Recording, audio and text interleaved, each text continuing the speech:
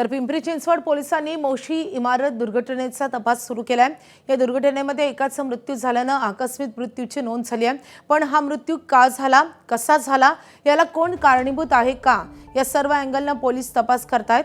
Police आयुक्त विनयकुमार चौबेंनी त्याच अनुषंगाने आज दुर्घटना स्थळाची पाहणी केली आहे। त्यानंतर पोलीस उपायुक्त मारुती जगतापांशी संवाद साधलाय नाझीम मुल्ला यांनी। आपल्यासोबत डीसीपी मारुती जगताप सर आहेत। सर, काय आपण कशा अनुषंगाने हे तपास करणार आहोत? सदर घटनेमध्ये जे एका जखमी कर्मचाऱ्याला रेस्क्यू करण्यात आलेलं होतं, त्याला हॉस्पिटलाइज केल्यानंतर त्याची दुर्दैवाने मृत्यू झालेली आहे। त्याबाबत MIDC भोसरी पोलीस स्टेशन येथे अकस्मात मृत्यू दाखल केला आहे।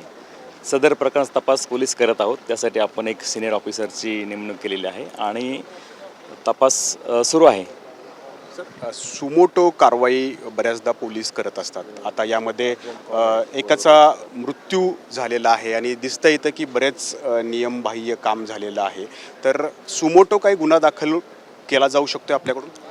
EDR दाखल आहे। EDR चौकशी आपण करत आहोत आणि ज्या फॅक्ट्स येतील त्याप्रमाणे कायदेशीर निर्णय होईल।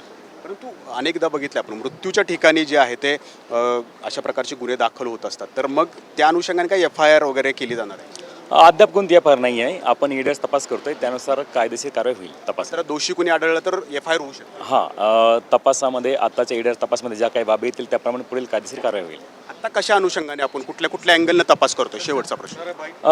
EDRचा तपास असतो त्याप्रमाणे आपण त्यांचं PM नोट्स प्राप्त करणं, जखमांचं स्वरूप पाहणं आणि जो काही लिगल अँगल असतो त्याप्रमाणे आपण तपास करणार आहोत। ABP माझा, उघडा डोळे बघा नीट।